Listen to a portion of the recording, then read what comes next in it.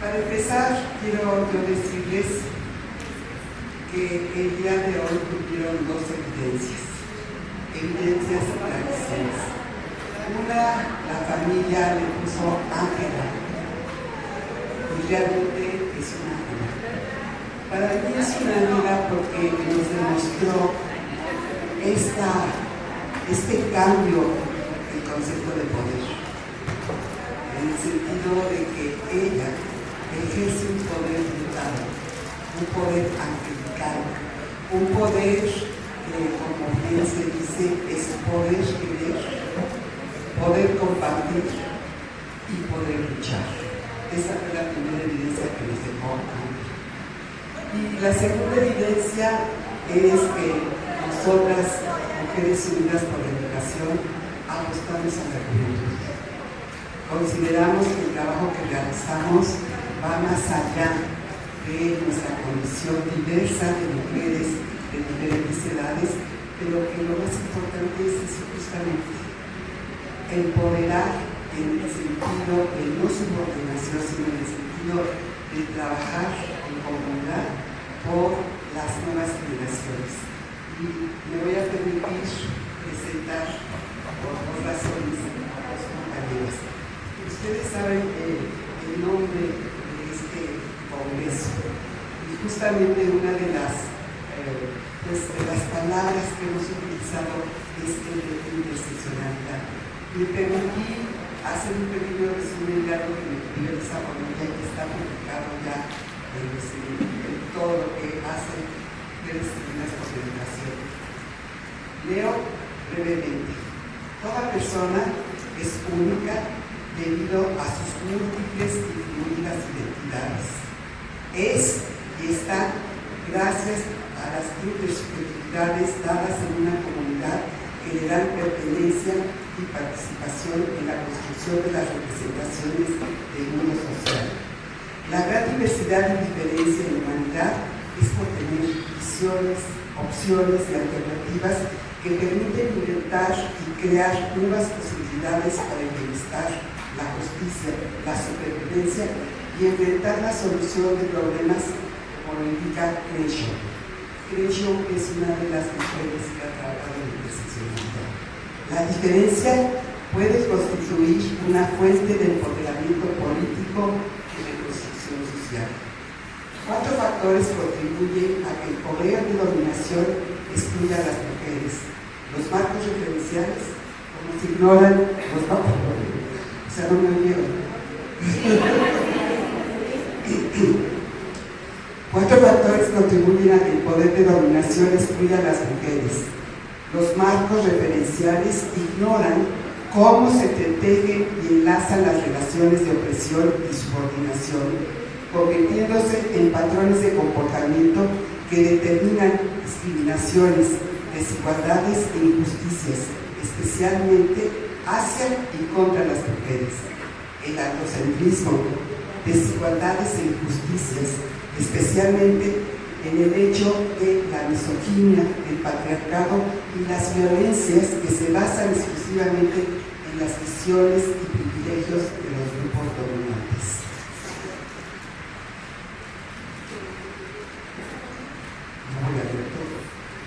¿Cómo lograrlo? Un nuevo paradigma es la interseccionalidad, enfoque recientemente visualizado, aunque históricamente data de la época de Olivia de Bush, en la Declaración de los Derechos de la Mujer, que hacía comparaciones entre diversas dominaciones semejantes a la esclavitud, como lo colonial, patriarcal y de los hombres sobre las mujeres. Actualmente, la aplicación de la interseccionalidad en la investigación y las políticas públicas, fíjense, aquí es muy importante, se habla de las políticas sectoriales y resulta que no habrá salud para las mujeres si no hay educación, no habrá justicia para las mujeres si no hay educación, y eso está planteado en los Objetivos de Desarrollo Sostenible de la Agenda 2030. Entonces, cuando se habla de políticas, las políticas son de gobierno o son políticas sectoriales, y al no hacerlas interseccionales pues los resultados son totalmente parciales para la justicia y los derechos de la humanidad. En ese sentido, actualmente la aplicación de la interseccionalidad en la investigación y las políticas públicas se debe a los estudios feministas, y la aplicación de los beneficios y estrategias pueden ser aplicados para el bien común de otras mujeres, como son las indígenas, las infantas, las migrantes y las mujeres en reclusión. El enfoque interseccional cumple con el principio feminista de lo personal es político. Las mujeres vivimos en las experiencias en el plano racional y sentimental. La vida afectiva es la energética que moviliza a la individualidad y a la sociedad a la que se pertenece. Hay que conjugar 4 aspectos importantes para la convivencia: lo teórico de la academia, lo normativo de las leyes, la justicia y la investigación empírica. Hacer intersecciones da luz a la condición de las mujeres y a los diferentes tipos y modalidades de violencias y los lineamientos para la longanimidad. Ya Fátima después les dirá nuestras diferencias respecto a lo que es la longanimidad. Pues ahora me voy a permitir presentar a nuestras ponentes.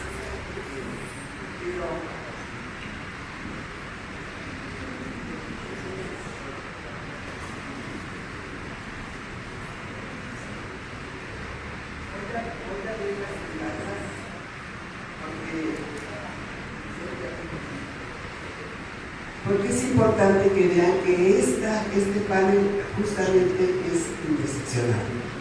Fátima Flores Palacios, doctora en Psicología por la Universidad Autónoma de Madrid, formación en Psicoanálisis en la Universidad de Comillas de Madrid, España. Su especialidad en salud mental en el Instituto Nacional de Psiquiatría Dr. Ramón de la Fuente. Es profesora investigadora de tiempo completo en el Centro Peninsular en Humanidades y Ciencias Sociales Mérida, Yucatán, y este centro pertenece a la UNAM. Pertenece al Sistema Nacional de Investigadoras con el nivel D. Tiene el PIB más alto en la UNAM y sus líneas de investigación son la representación social, género y vulnerabilidad. También psicología comunitaria e intervención en poblaciones vulnerables de exclusión social. Es autora de varios libros como El discurso en lo cotidiano y el sentido común, Psicología social y género, Experiencia vivida en la adversidad, género, y el prefacio del libro Social Representations for the Anthropocene in Latin American Perspective. Además de ello, quiero decirles que somos militantes feministas desde los años 70. Sí, ya estamos viejitas. Esta es parte de la interseccionalidad. Y no solo eso, me dice que por aquí anda Leslie Serna. ¿Dónde anda Leslie Serna? Leslie Serna es compañera de infancia de Fátima, y ellas formaron un grupo muy importante que fue la GAM, el primer grupo de mujeres feministas, y con la UNAM. Y con Fátima formamos el primer programa universitario de estudios de género en la UNAM.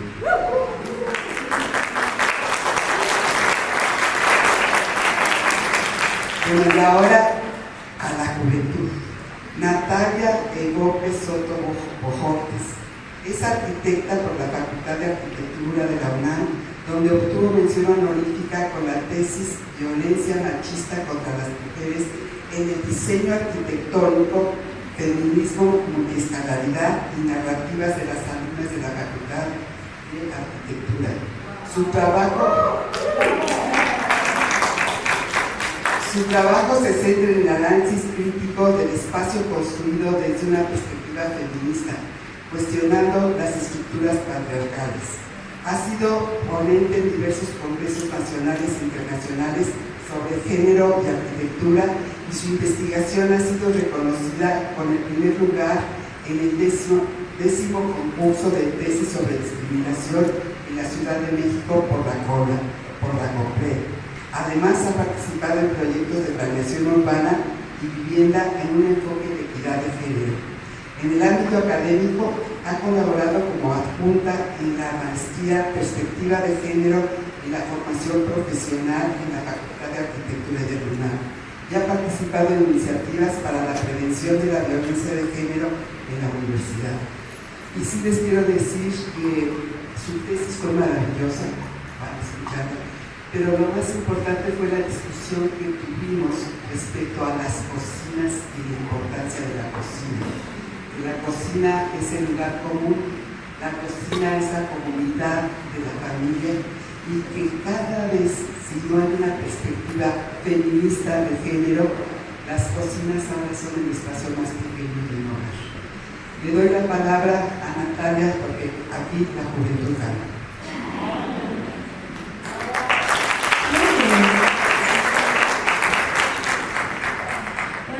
Hola a todas, estoy muy emocionada de poder estar aquí compartiéndoles un poco de cuál fue mi investigación de tesis, que ya Gabriela hizo el favor de compartirles el título, entonces no lo voy a repetir hoy. Pero bueno, para contextualizar un poco cómo es que yo llegué a este tema de tesis, les quiero contar. Yo los llamo 3 actos. Entonces, para empezar, yo entré a la UNAM en el 2017. Unos meses antes de que yo entrara a la universidad, Leslie Berlín Osorio fue víctima de femicidio dentro de las instalaciones de la UNAM. En esa época, muchas alumnas y algunas docentes de la UNAM estaban muy inconformes debido a que, en primera, a pesar de que Leslie había sido parte de la comunidad de la UNAM, ella había estudiado en uno de los SHs, posteriormente ha sido de baja. Al haberse dado de baja, la UNAM decidió que se iba a presentar de ella y no apoyaron con las investigaciones a agilizar la entrega de los videos de las cámaras de seguridad. Ya que ya había entrado a la UNAM, durante el primer año, en el 2018, Sol y Graciela Cifuentes, una compañera y su madre, Sol apenas cursaba 6º semestre de la carrera de arquitectura, ambas fueron brutalmente asesinadas en sus casas, en su casa. Y un poco sucedió lo mismo. En ese momento la Facultad de Arquitectura compartió un comunicado nada más mencionando que lamentaba su sensible fallecimiento cuando ellas no fallecieron, pero víctimas de feminicidio. Y a partir de la inconformidad de las alumnas, de algunos alumnos, del poco posicionamiento que había mostrado la Facultad de Arquitectura al no nombrar la máxima expresión de violencia que experimentaban las mujeres, lo que nos contestaron en dirección fue feminicidio, pero si a los hombres también nos matan. Bueno, el segundo acto es yo entré a la facultad y una amiga ya había entrado un año antes y ella me estaba compartiendo que en una de las prácticas de campo que se suelen tener en la carrera, uno de sus profesores estuvo hostigando sexualmente a una de sus compañeros durante toda la práctica de campo.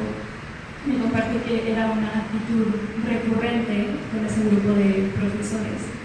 Después, en el 2019, yo y una compañera empezamos a organizar algunos tendederos de denuncias anónimas de la violencia que experimentamos las alumnas en la facultad. Y en este tendedero, recupero este testimonio que ahorita que lo bueno que le puse la transcripción porque creo que no se alcanza a leer, pero se los leo. En este tendedero una compañera compartió: en mi primera clase, el profesor de construcción dijo, pero a fin de cuentas, las normas son como mis primas, solo sirven para violarlas. Y de este testimonio podríamos analizar un montón de cosas que están mal con este pequeño texto. podremos analizar la cultura de la violación, la normalización de la violencia, incluso el tono burlesco con el que parece que lo dice, la negligencia a la que se está incentivando dentro de nuestra disciplina. Pero bueno. Y por último, el tercer acto que les quiero compartir es algunas definiciones que han dado arquitectos reconocidos, tanto en México como internacionalmente, de qué es la arquitectura y cuál es su fin. Normalmente no vamos a leer todas porque son demasiadas, pero yo les voy a compartir una que dio Juan O'Gorman, que es uno de los arquitectos mexicanos más reconocidos del siglo pasado, y él dijo, la arquitectura resuelve las necesidades materiales palpables que no se confunden, que existen, pudiéndose comprobar su existencia y que al propio tiempo son fundamentales y generales de los hombres. Esta es la única y verdadera arquitectura de nuestro tiempo. Y bueno, aquí quiero invitarlas a pensar, ¿quién es este hombre del que nos hablan todos estos arquitectos que definen para qué es la arquitectura, cuál es el fin de la arquitectura, cuáles son estas necesidades de los hombres? Y es que al estudiar arquitectura, usualmente nos hacen creer que la arquitectura es universal y es para todos. Pero así como todos, no incluye a las mujeres, así como hombres tampoco incluye a las mujeres, quiero que hagamos un énfasis en la importancia del lenguaje y como a pesar de que nos han hecho creer que el hombre, o usar la palabra hombre, nos incluye a las mujeres, esto no es cierto y no es... el lenguaje no es inocente, sino que tiene todo un trasfondo detrás en el que podemos ir dándonos cuenta de cómo opera un sistema patriarcal y machista que no nos nombra.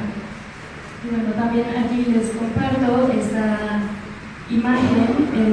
Le Corbusier, que fue uno de los arquitectos mundialmente más reconocidos del siglo pasado, diseñó un modelo de hombre ideal en el cual él proponía que se debía de basar la arquitectura, o que la arquitectura debíamos pensarla a partir de este hombre, pensando que estos espacios, los espacios que diseñáramos, los ocuparía este hombre al cual él llamó el módulo. Y bueno, a partir de estos tres actos que les he compartido, es que yo me cuestioné si de alguna forma los tres estaban relacionados entre sí. Y de ahí es que yo planteé mi pregunta de investigación, que fue al final, ¿cómo a partir del análisis de la violencia machista que experimentan las alumnas de la Facultad de Arquitectura de la UNAM, podemos comprender los sesgos en el diseño arquitectónico y sus implicaciones en las restricciones de cómo las mujeres ocupamos y nos aproximamos al espacio construido? Y bueno, yo para estructurar mi investigación recuperé al sociólogo noruego Jan Galtung, que siempre me gusta hacer hincapié en que obviamente él no es feminista, pero a mí la forma en la que propone que entendamos la violencia me parece muy útil. Entonces, bueno, él lo que nos propone es, para entender un suceso específico de violencia, podemos dividirla en tres dimensiones, que es la dimensión cultural, la estructural y la directa, que funcionan como si fuera un iceberg en el que la violencia directa, que son los actos que son visibles como feminicidios, golpes, cosas que es mucho más fácil percibir, se ven sustentadas tanto por la violencia cultural y estructural, que él categoriza como invisibles. Y en esta la violencia cultural es a partir de actitudes, es algo persistente, es lo que se relaciona con la socialización, los valores, la religión, la cultura, el lenguaje, y esta legitima tanto a la violencia la violencia estructural como a la directa. Y la violencia estructural hace referencia a la negación de necesidades en la que dentro de un sistema un grupo obtiene muchos más beneficios que lo que en el caso de investigación los hombres obtienen muchos más beneficios de la estructura que las mujeres. Y bueno, para apoyarlo y hacer esta investigación feminista también recuperé claves que nos planteó Patricia Castañeda, que es una antropóloga feminista mexicana, y ella nos habla de la importancia de historizar, visibilizar y desnaturalizar. Entonces, en conjunto con las dimensiones de Joan, yo recupero a Patricia, y es así que planteé mi capítulo de la investigación. En el primero hablo de historizar y analizar la violencia contra las mujeres y la negación o la poca inclusión de las mujeres en el conocimiento. En el segundo, de desvelar cómo es que la estructura patriarcal también se implica en el diseño arquitectónico. Y en el tercero, desnaturalizar la violencia que experimentan las alumnas dentro de la Facultad de Arquitectura. Y bueno, muy brevemente les voy a compartir de qué va cada uno de los capítulos. En el primero, como ya les comenté, hablo de historizar, y aquí quise retomar un poco la Casa de las Brujas desde la Edad Media, y como a partir de la persecución y de un femigenocidio, como menciona Rita Segato, se han ido borrando sistémicamente los saberes y conocimientos de las mujeres, y esto lo voy llevando hasta otra vez volver a los modelos de diseño, como el módulo que les comenté anteriormente, y aquí para hacer notar cómo se hace presente el androcentrismo dentro de la arquitectura.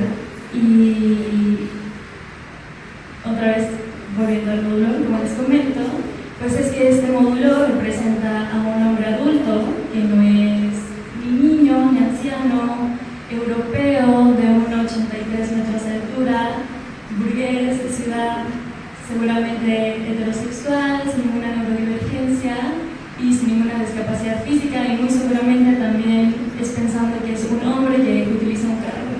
Entonces, ¿qué implicaciones tiene cuando pensamos que el espacio y los espacios que diseñamos los va a usar un hombre así, y más en un contexto latinoamericano donde las mujeres no medimos 1,83? ¿Qué pasa cuando diseñamos pensando en estos hombres? Y algo que yo realicé para mi investigación fue un registro fotográfico al cual titulé Nosotras no somos el módulo, en el que creo que de forma muy visual es posible darnos cuenta como nosotras no somos este hombre para el que hemos estado pensando desde hace más de 50 años la arquitectura y las ciudades.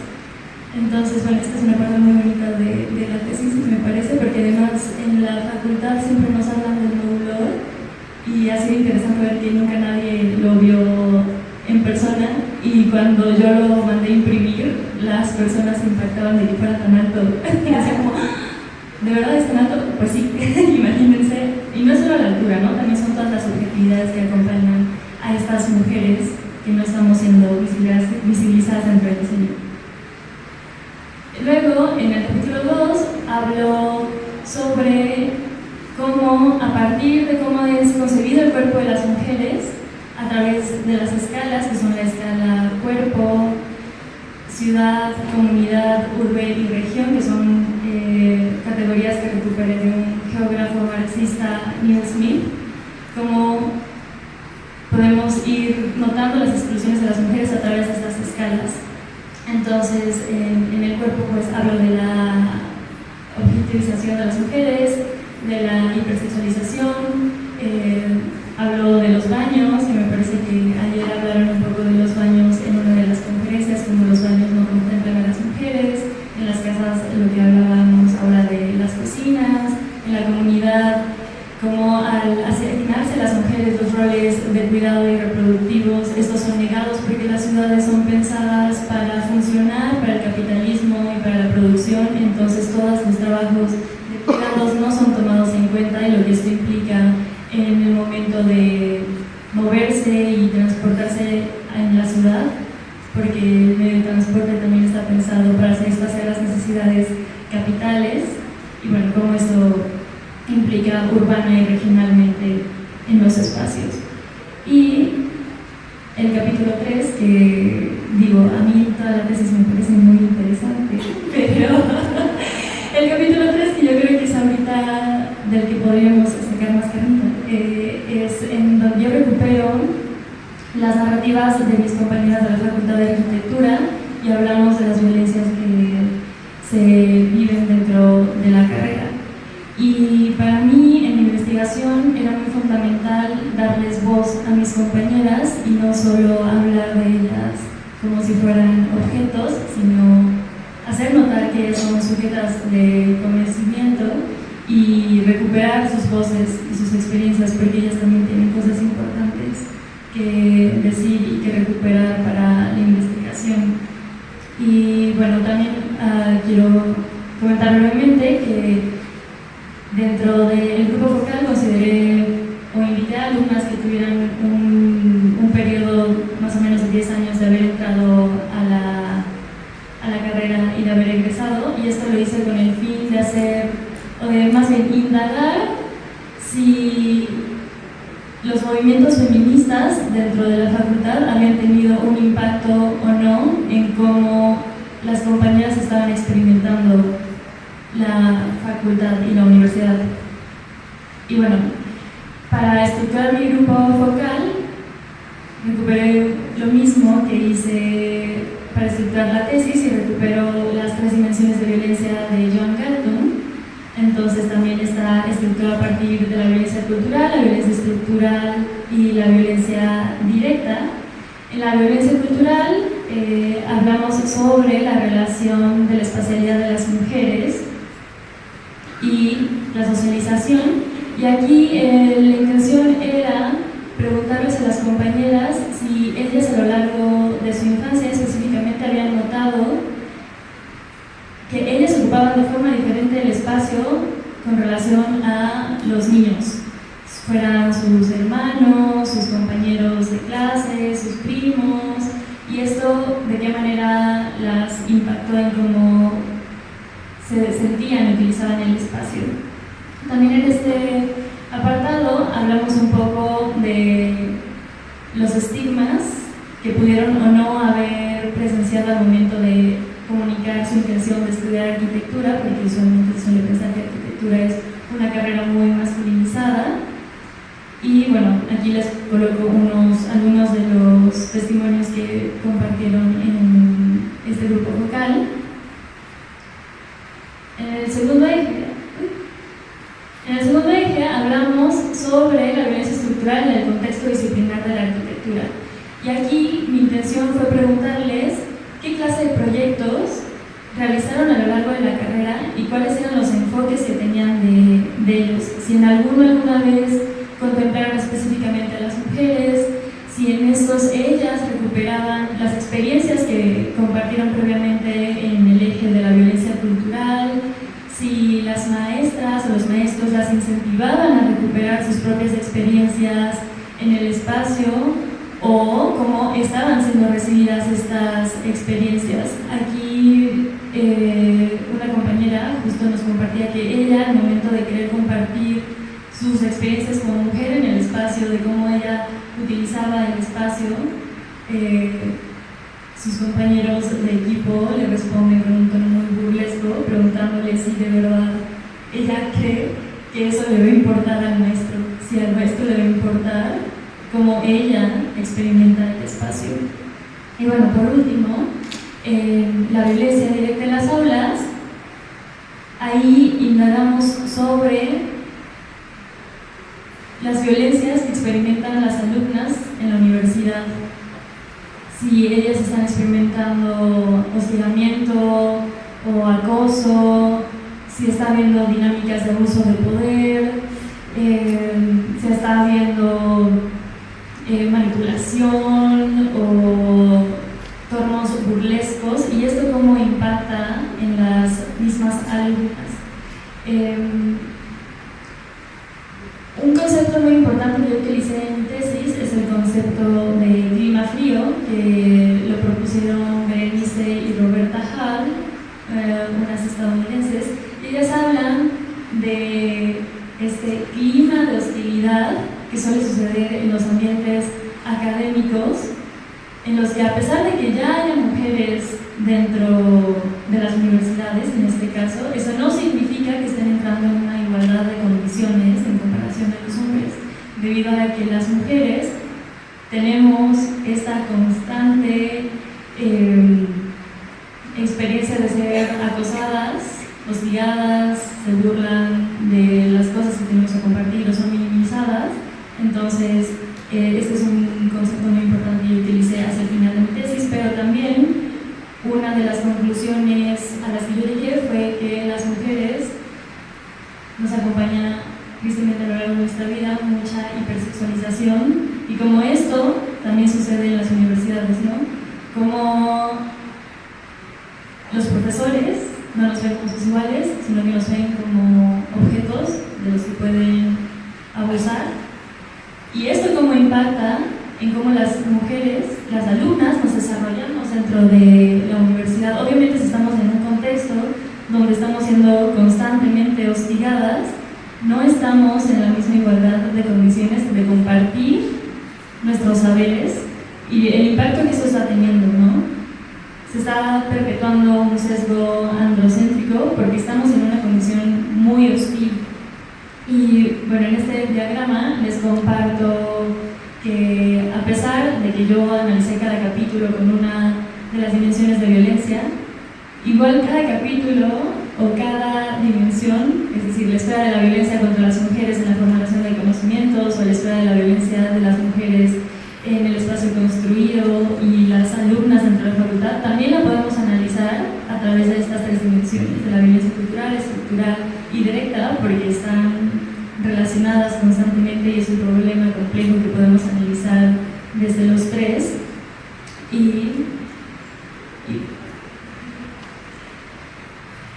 bueno, por último, Patricia Castañeda, que de ella recuperé la metodología feminista, nos habla de la importancia de visibilizar para transformar, y a mí me parece que es muy importante visibilizar el problema de la violencia contra las mujeres, pero también hacer notar que la arquitectura también se relaciona y es partícipe en estas dinámicas de exclusión y de violencia contra las mujeres.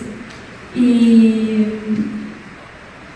ya para ir concluyendo, Marcela Lagarde, que es una feminista a la que a mí me gusta recuperar mucho, también nos habla de una clave feminista importante que a la vez ella recupera de Isabel Santa Cruz, que es la equifonía, y la importancia de hacer sonar nuestra voz, de no quedarnos calladas, porque nos han hecho creer que el hablar y levantar la voz no tiene repercusiones, pero claro que tiene repercusiones. Y también una de las cosas importantes que yo retomo de mi tesis es que al final que haya alumnas dentro de, en este caso la Facultad de Arquitectura, con un posicionamiento feminista, claro que hace una diferencia y claro que genera un entorno diferente, y la importancia que tiene que entre nosotras, entre las mujeres, también nos apoyemos, porque si hay una institución que no está logrando atender la violencia contra las mujeres, al final entre nosotras, el que levantemos la voz, claro que hace una diferencia. Y bueno, ahí está. Gracias.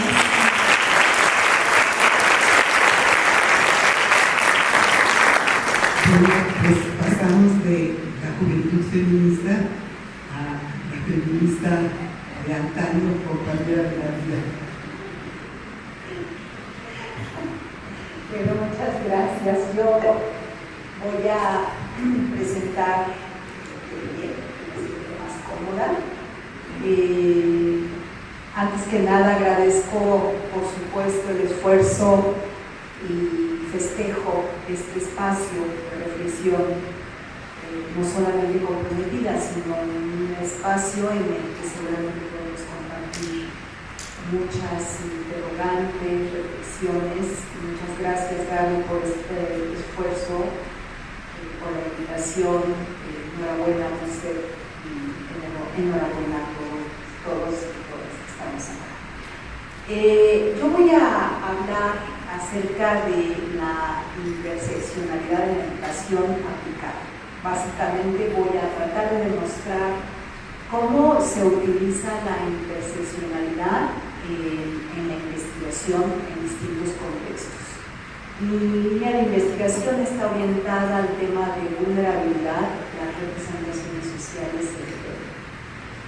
Voy a irme a un contexto de adversidad, en donde voy a intentar que vean cómo construimos también categorías de análisis y categorías nuevas de conocimiento, que parten desde el discurso, las narrativas y la experiencia de vida de las personas en sus comunidades. Que no somos las investigadoras quienes creamos esas categorías, sino cómo las recuperamos desde el saber y la experiencia de vida en distintos contextos. Por favor, gracias. Bueno, rapidito quiero comenzar diciendo que ninguna investigación que pretenda utilizar la interseccionalidad puede estar al margen de las realidades sociales, políticas, económicas en las que interaccionamos los seres humanos. Y ahí les presento un panorama global de los problemas estructurales que acontecen en América Latina y que además han aumentado la pobreza extrema a 80 millones de personas actualmente. No podemos estar al margen de estas condiciones porque hay una brecha digital, hay un aumento de flujos migratorios según la CEPAL, hay una uberización de los empleos sin prestaciones y sin contratos, ¿no? En fin, ustedes pueden ir viendo embarazos tempranos en zonas rurales y marginales, tráfico de drogas y mercados ilícitos, abandono de estudios universitarios, consumo de alcohol y estupefacientes, y el problema de la trata de mujeres y explotación sexual. Todo esto vamos a ver que la violencia alcanzó a 19.2 millones de mujeres y niñas entre 15 y 49 años de edad en el panorama global de América Latina.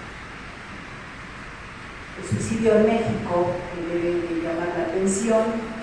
Pueden ver que en Yucatán, en el estado del que yo vengo de la ciudad de Mérida, ocupa el tercer lugar cuando se habla del bello Yucatán, pero cuando levantamos un poquito y rascamos un poquito, pues me he encontrado con unas adversidades impresionantes que ustedes van a ver, y esto es de llamar la atención. Tenemos un problema muy grave, porque además, si se dan cuenta, la edad está directamente relacionada con la etapa más productiva de los hombres y un poco menos de las mujeres. Pero además los hombres en este caso atentan más contra su vida por condiciones también estructurales graves.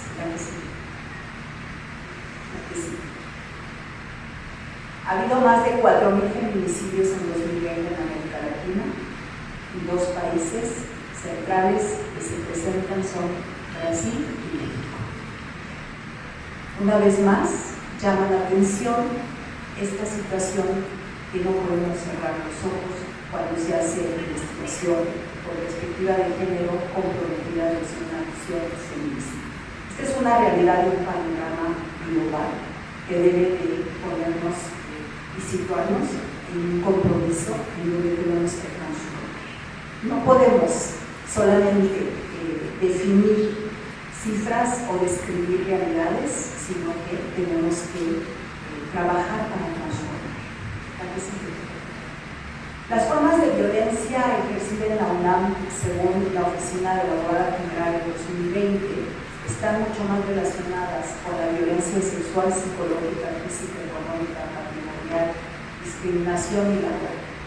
Tenemos esa violencia, un poco de la que nos hablaba Natalia, y que están perfectamente ubicadas, quiere decir que la información existe, pero entonces falta la intervención para transformar, ¿no? Donde hay una situación de mucha tensión que tenemos en realidad intentar ver cuáles son esos conflictos tensionales que no nos dejan avanzar cuando la información existe.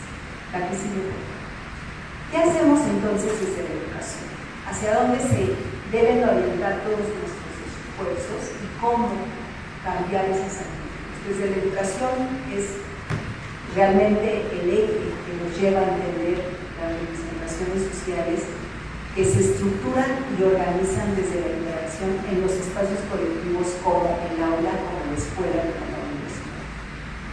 ¿Qué ocurre en la interacción entre profesores y estudiantes? ¿Cuál es la educación en términos de lo que está implicado en las políticas hegemónicas y culturales?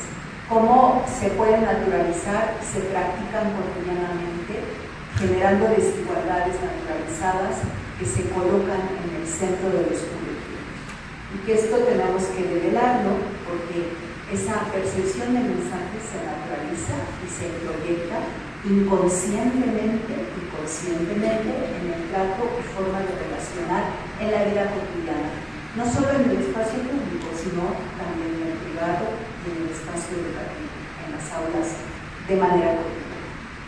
Entonces la educación tiene mucho que ver aquí en esta incidencia global de cambio de actitudes, de reflexión y de compromiso.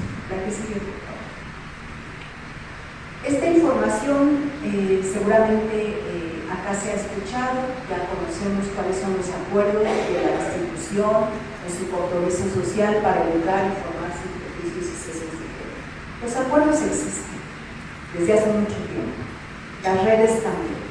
El funcionamiento y documentos jurídicos internacionales han ratificado también un compromiso. La ley de igualdad entre mujeres está. La Convención de Belém do Pará, desde los años 80, está. Entonces, acá es, ¿qué ha pasado con todo eso? Si todos estos compromisos, si todos estos acuerdos están desde hace tiempo, ¿qué está sucediendo en el proceso de la no articulación de medidas de prevención y cambio de actitudes frente a las realidades que están aquí? Igual, la Agenda Regional de Género junto con la Agenda de 2030 van hacia la OMC, cuanto relativo a la educación de la calidad, y también las disparidades de género en la educación. Se sigue hablando, se sigue comentando, se sigue mencionando, ahí los tenemos, pero entonces, ¿qué ocurre? La que sigue, por favor, voy un poquito más rápido. ¿Cuál es el modelo desde el cual yo he trabajado?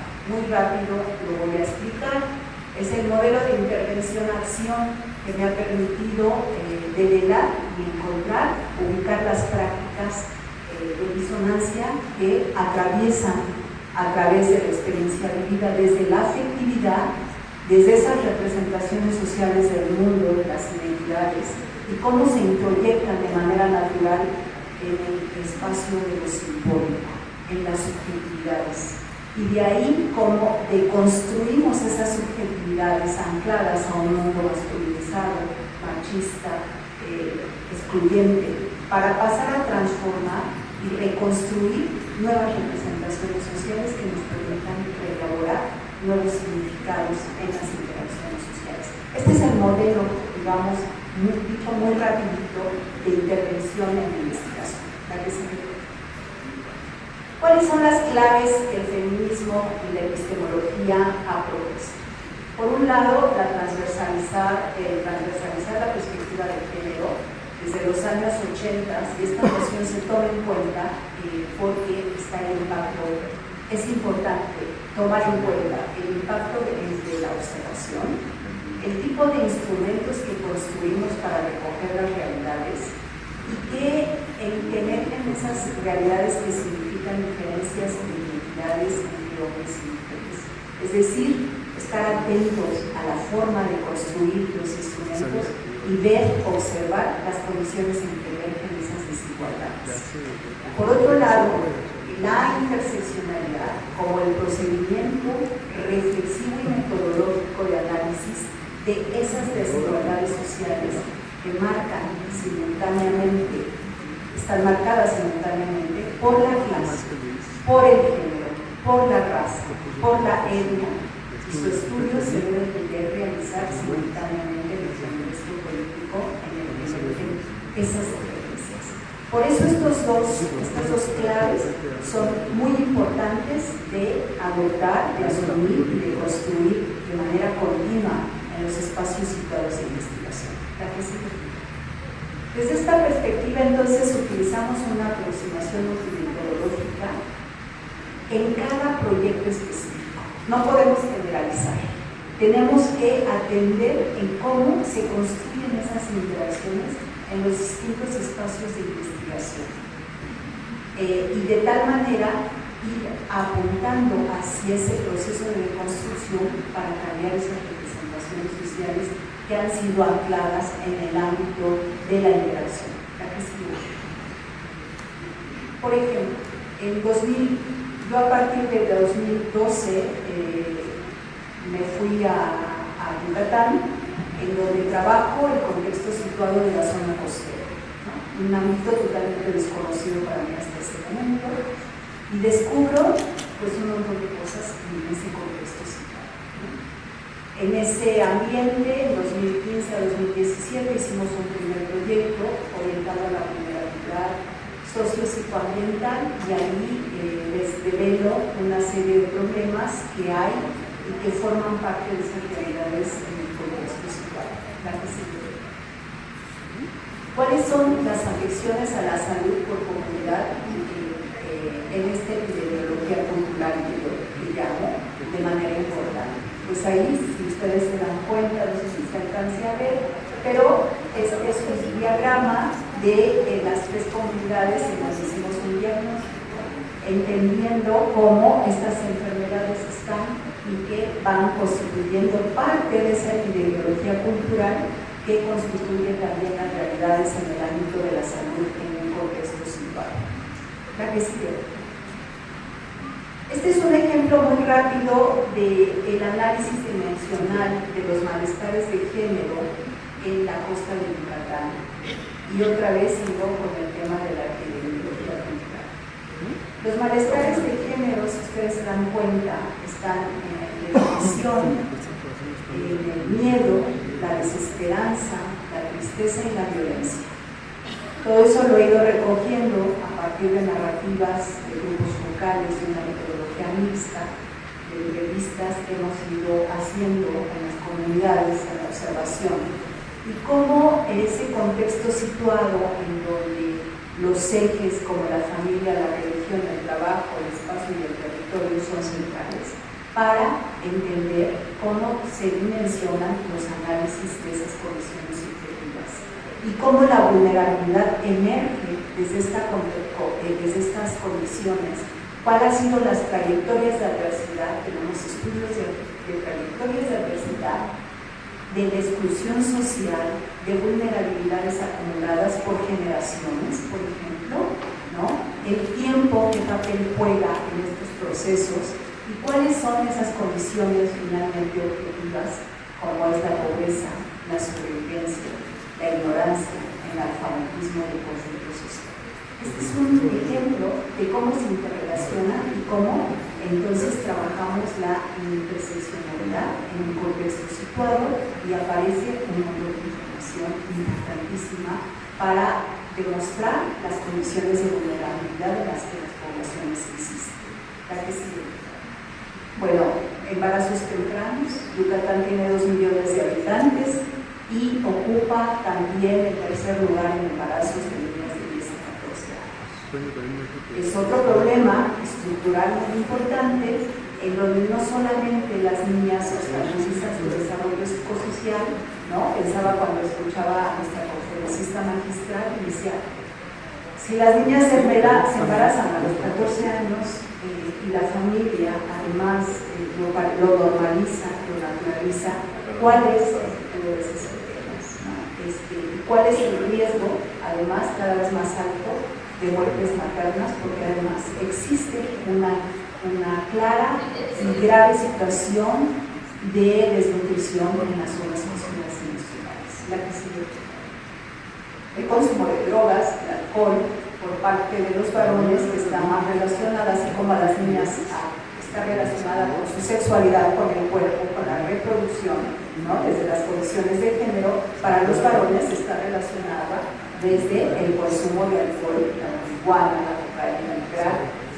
Muchos de ellos es una forma de paliar el miedo para entrar al mar, porque además Increíblemente, muchos de los pescadores, aunque no lo crean, no saben nadar.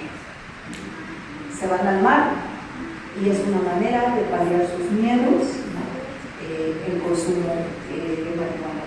Y recientemente está el crack y el famoso cristal que está llegando a las comunidades de la zona tropical. Aquí sigue. En conclusión, en la costa, la naturalización del embarazo temprano y la violencia estructural, entonces, son dos formas de alta vulnerabilidad para las mujeres que van constituyendo su propia subjetividad por generaciones. El modelo se repite. Los abusos de poder están alojados en el trasfondo de sus propias subjetividades, en donde las mujeres están más expuestas. Todo esto significa que existe una correlación importante entre la precariedad, la ignorancia, el abandono, el embarazo temprano, la violencia y el consumo de sustancias. Utilizar las claves de interseccionalidad y transversalización en la investigación entonces requiere que observemos los procesos tanto subjetivos como contextuales que inciden en identidades y discriminación a fin de incidir desde la acción. En su erradicación se trata de un compromiso ético basado en la justicia. Yo he propuesto, además, particularmente dos categorías de conocimiento. Uno, que es la vulnerabilidad como recurso, la vulnerabilidad recursiva que le llamo, porque creo que estas mujeres me han enseñado muchísimo. Durante algunos años hice también investigación en VIH-Sida, en contextos muy duros, en donde su vulnerabilidad resulta su propio recurso de existencia, ¿no? Y cómo desde su vulnerabilidad transforman esas capacidades de sobrevivencia en un poder que las transforma, capaces de sobrevivir. Entonces hablo de la vulnerabilidad como recurso de sobrevivencia, un concepto emanado de ese contexto de ellas, de la enfermedad y de la desesperanza. El otro contexto, la otra categoría es el contexto situado, en donde cada contexto tiene sus especificidades y la investigación desde ahí se realiza de acuerdo a esas realidades en particular. La que sigue, por favor. Los matices del riesgo en un contexto situado dependen de las condiciones bajo las cuales se construye la interacción social y las diversas variables que influyen siempre en el medio. En el caso de las mujeres en la costa, no solo se trata de desigualdades y exclusión, también se trata de riesgo por su propia condición de género.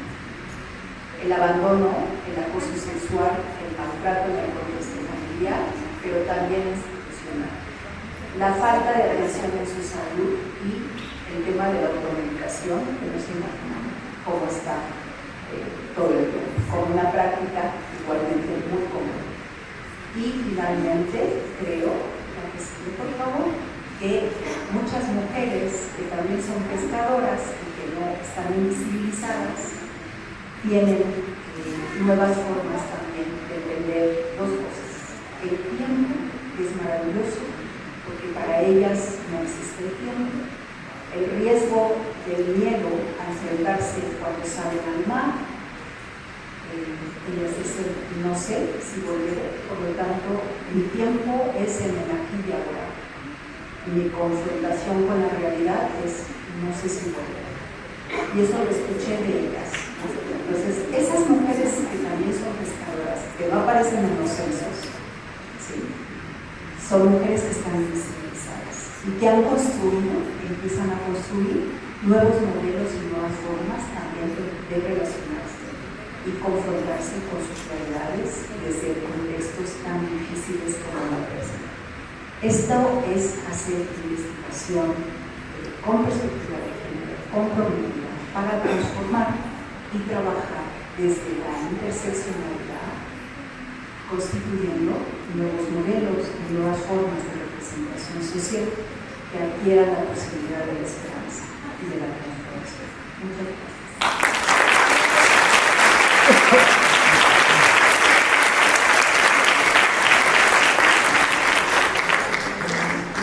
Muchas gracias, Fátima. Yo espero que podamos tener una idea de lo difícil que es la interseccionalidad, de la importancia que se tiene. Han llegado dos preguntas. No sé si esperarme, pero se las planteo. La primera es a Natalia, que si puede en algún momento dado compartir su tesis. Dice que vas a contestar las otras. Y las otras dos son Magdalena Matiscat, la anterior la hizo el que está aquí. La otra es Magdalena Matiscat. ¿Qué panorama de transversalidad de la educación respecto a la neurodiversidad? Otra, Natalia, la de la tesis. Otra es, ¿por qué dijiste, Gabriela, que había una diferencia entre tu planteamiento de longanimidad y lo que era vulnerabilidad recursiva? Sigo esperando más preguntas, pero me pasan a aparte. Bueno, la tesis la pueden consultar en TesiUNAM, que es el repositorio de tesis de la UNAM, y ahí se la buscan con el nombre completo o el nombre de la tesis, ahí les aparece. Pero igual si alguien sabe dónde me la pueden publicar, estaría muy bien también, para que vea la luz y no se quede solo ahí en el repositorio y pueda llegar a más personas. Pero ahí en el repositorio la pueden ver. Sí, sí, porque pues, al final justo mi intención al escribir la tesis, alguna vez una maestra me dijo, pero ¿tú por qué quieres escribir la tesis? Y ya me puse a llorar y le dije, es que esto era la yo chiquita, la yo que entró a la universidad, y entonces pues yo la pensé justo para mis compañeras de las próximas niñas y mujeres que entren a la carrera y que sea una herramienta para ella. Me encanta, sí, pero entonces ahí en TesiUNAM con mi nombre completo, si no ahorita les pedimos que vuelvan a poner la portada para que le tomen foto y ahí la pueden googlear y encontrar. Quien te está contestando es Elisa Bonilla, que se ha dedicado a muchas publicaciones, para lo menos te puede orientar. Bueno, quiero decirles, se dan cuenta lo que la juventud está haciendo. Hay un empoderamiento, ya vimos a Ángela, y Natalia, la autoestima la tiene altísima y se ha enfrentado a situaciones muy difíciles, pero yo sé que sale adelante y por eso está aquí. La vulnerabilidad recursiva. ¿Qué otra pregunta era para mí?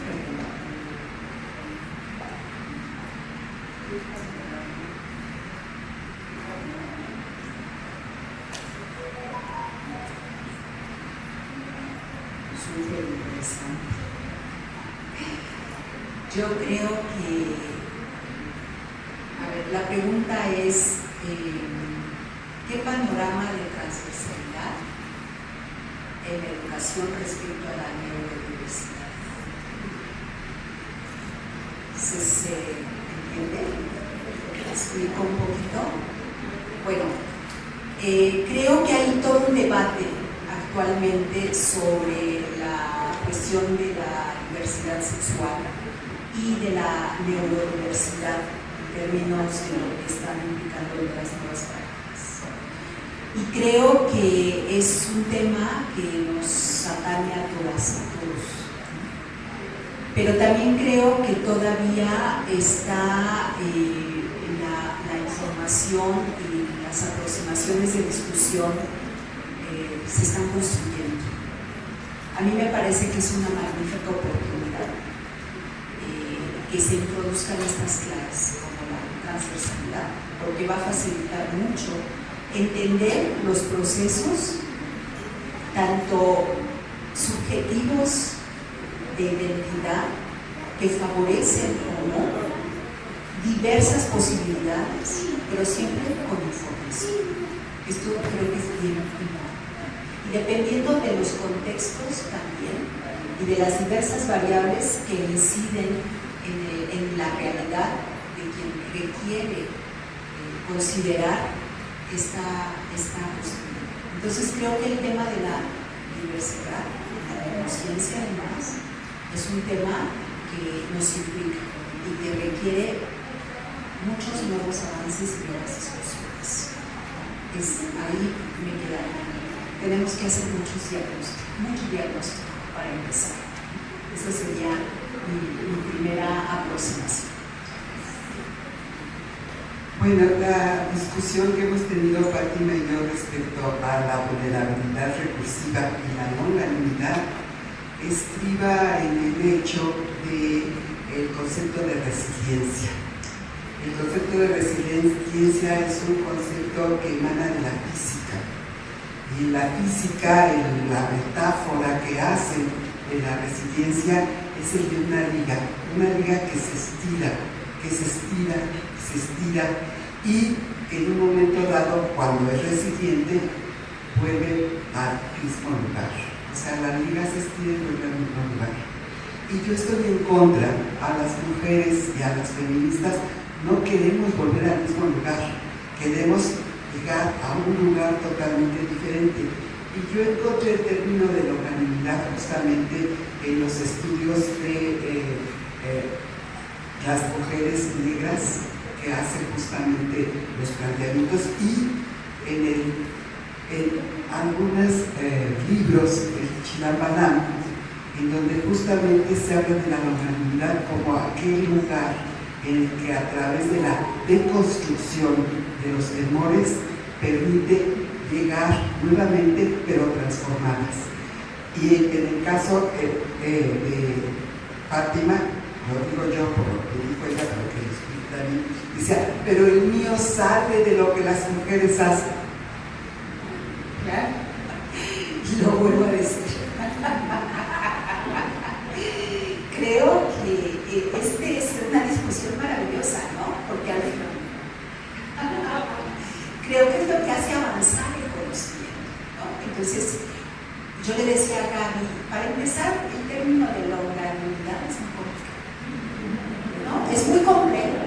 Y entonces, fácil es longanimidad.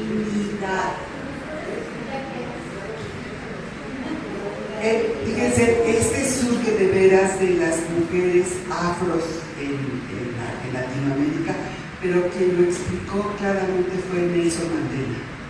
Nelson Mandela tenía grupos en los cuales, para la reintegración y la recuperación de todo lo sucedido con el apartheid, decía: no queremos volver a como estábamos, queremos transformarnos. Y la longanimidad hace referencia al pasado y al sí mismo. Y efectivamente es un término dificilísimo, pero yo lo hago en el sentido de justamente que solo en comunidad uno puede deconstruir y reconstruirse nuevamente para una vida mejor, no volver al estado en el que se encontraba. Pero bueno, Fátima y yo seguiremos discutiendo. Voy a leer las últimas preguntas que se hacen y les paso el micrófono a mis compañeros. Dice a Natalia: ¿cuál es la reacción institucional a tu tema de tesis? ¿Te enfrentaste a resistencias, rechazo o minimización? Otra: ¿cómo se puede contribuir desde nuestro lugar a eliminar estas diferencias? ¿Qué recomendaciones darían para intervenir desde la política pública y transformar las representatividades sociales? Compartir una experiencia de ruptura epistémica durante su trabajo de campo con las mujeres pescadoras. ¿Es posible sumarse a su línea de investigación? ¿Cómo combatir los machismos cotidianos en entornos universitarios ¿Y qué opina de los procesos de construcción de paz para la prevención de violencias de género en las universidades? ¿Qué retos observan? A todas las corrientes. En el ejemplo dimensional de género en la costa yucateca, Epidemiología Cultural 2018-2020, las variables de violencia y tiempo no están interrelacionadas. ¿Podría hablar sobre esto? En el embarazo adolescente podría contemplarse la variable de abuso sexual. Muchos casos de embarazos infantil y adolescentes son causados por violaciones. ¿Cómo trabajar en el edadismo propuesto de trabajo en México? Ya solo alcancé a anotar dos, pero si no ahorita pronto cuál era la otra. Pero, ¿cuál fue la reacción institucional a mi tema de tesis? Ay, Dios, es muy complicado. Creo que a la institución, al final, las instituciones son patriarcales. No les gusta que cuestiones sus machismos y su misoginia. Entonces, sí, yo no creo que en realidad la facultad esté muy feliz con mi tema de tesis, porque quedaron expuestos y cuáles son las dinámicas que operan dentro de la facultad y la minimización y la negligencia misma que hay dentro de la facultad para atender la violencia contra las mujeres. Entonces, pues no, así como que yo no creo que felices estén, pues no. Pero pues ojalá que lean mi tesis y tal vez algo dentro de sí cambie y hagan cambios, porque igual no sé cómo funcione en las demás universidades, pero algo que por lo menos en la UNAM no hace sentido es que el protocolo de atención a la violencia de género dicta que quienes pautan las sanciones son los directores de cada una de las entidades, y yo y mis amigas siempre nos hemos cuestionado con qué cara los directores, que no tienen ninguna formación en perspectiva de género, mucho menos en feminismo, que no saben distinguir las violencias, van a ser ellos quienes sancionen la violencia.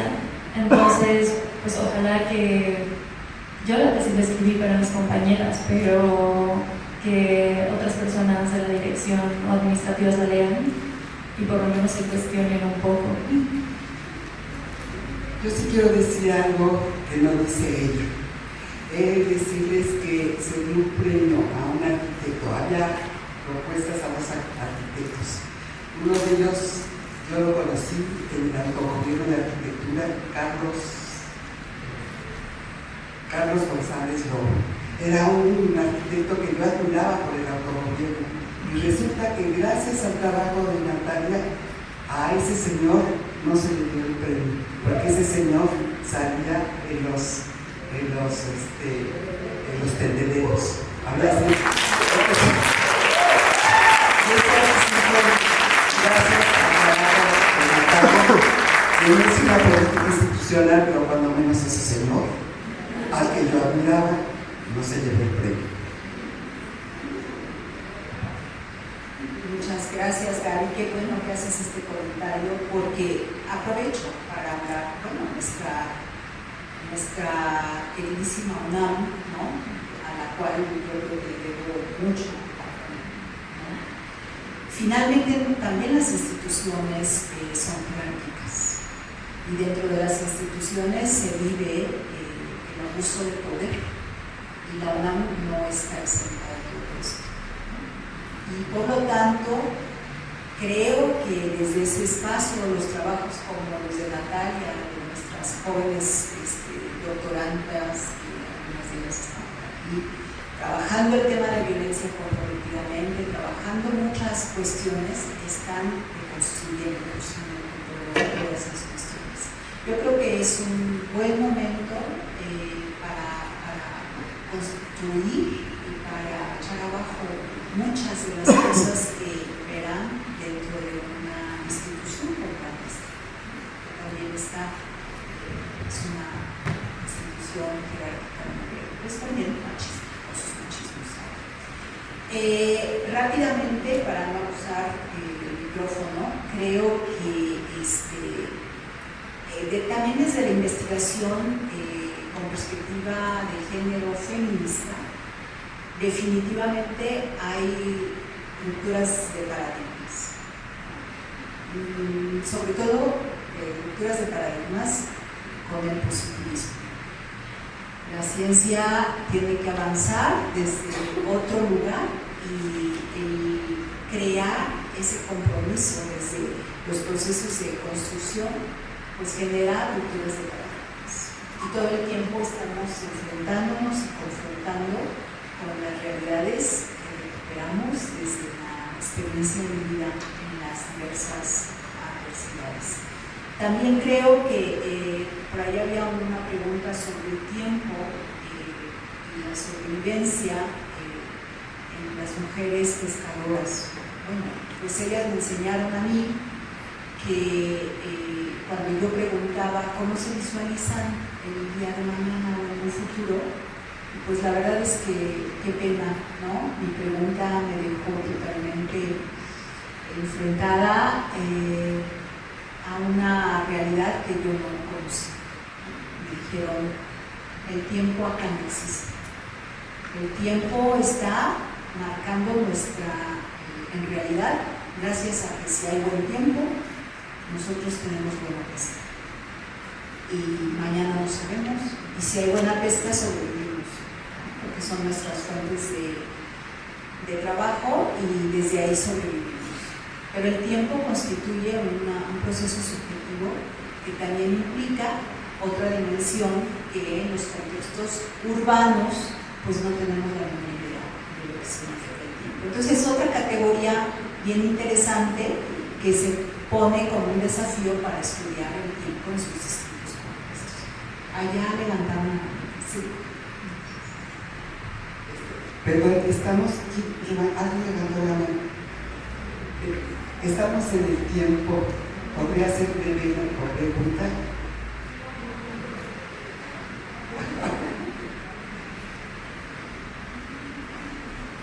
Sí. Gracias y perdón porque se ve todo QR, pero me desborda la pasión, así que no puedo contenerme. No, pues muchas gracias. Honestamente fue de las ponencias que más me tocaron figuras sensibles. ¿Por qué? Porque yo también yo soy abogado de profesión y al momento de hacer mi tesis sobre acoso y hostigamiento, pues realmente también me enfrenté a todo esto, ¿no? Por experiencias vividas y también por pues, convertirse en una profesionista disruptiva. Creo que es de las cosas más difíciles a las que nos enfrentamos, ¿no? También desde la investigación.